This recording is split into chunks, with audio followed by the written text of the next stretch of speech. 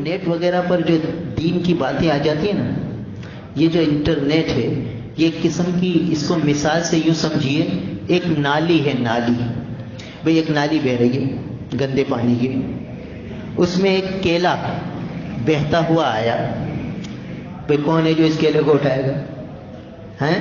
اچھا ایک آدمی بالکل غریب ہے، بھوکا ہے، اس کے پاس ہے نہیں پیسے کیلے خریدنے کے لیے، تو وہ ہاتھ ڈال کے اٹھا لے گا، پھر وہ بھی دھوئے گا اس کو۔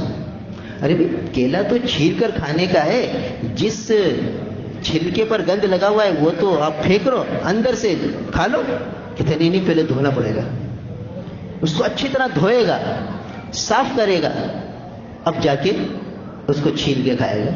ارے بھائی تو اندر کی چیز تھی ویسے ہی کھا لیتے؟ کہتے نہیں۔ بھائی کیوں؟ کہتے نالی سے آیا، اب تو اٹھانا نہیں تھا مگر میں مجبور تھا، مجھے کھانا تھا، میرے پاس اور کوئی اسباب نہیں تھے، مجبور تھا۔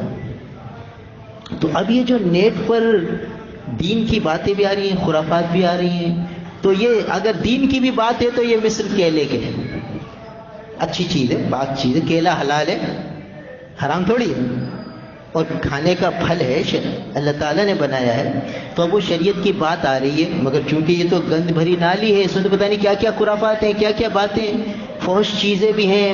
ابھی آپ کے اسکرین پر فحش چیز آئے گی، ابھی کوئی حدیث پاک آ جائے گی، ابھی کوئی قرآن پاک کی آیت مبارکہ آ جائے گی، تو یہ تو وہ ایک ہی چیز پر۔ اب بتاؤ کہ بھئی قرآن پاک رکھا ہو اور قرآن پاک کے اوپر کوئی عورت کی تصویر رکھ دے، سب کیا کہیں گے؟ او بھائی بے ادبی ہے، بھائی اس تصویر کو اس کے اوپر رکھتے ہو، قرآن پاک کے بھائی، وہ نہیں لگائے گا تو ہم اس کو ماریں گے کہ یہ بے ادبی کر رہا ہے۔ کیوں بھائی کیا بے ادبی کر رہا ہے؟ کہتے اس نے جو ہے نا قرآن کے اوپر عورت کی تصویر رکھ دی۔ ارے بھائی کیا ہو گیا؟ قرآن کے اوپر تو جزدان ہے، جزدان کے اوپر رکھی ہے، کوئی قرآن کی لکھی ہوئی آیت پہ تھوڑی رکھی ہے، رکھنے دو۔ کہتے نہیں، قرآن کے ادب کا تقاضا یہ ہے کہ یہ ننگی تصویر اس کے اوپر نہیں رکھی۔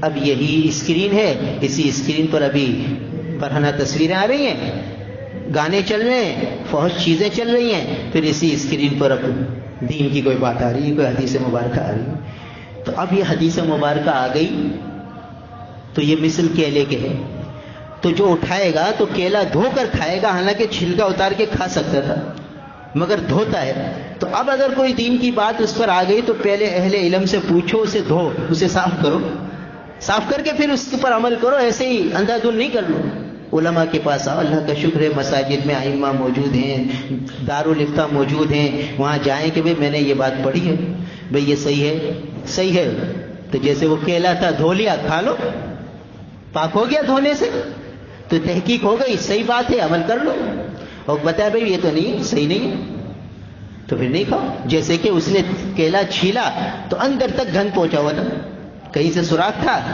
اب وہ دھو کر بھی نہیں کھائے گا، دھونے کے بعد کہاں کھائے گا اس کیلے کو؟ کہ بھئی تو سارا گند سے لتھڑا پڑا ہے، پھینک دے گا۔ تو بھائی جب تحقیق ہو گئی کہ بھئی یہ غیر معتبر بات ہے تو اس پر عمل نہ کرو، چھوڑ دو اسے۔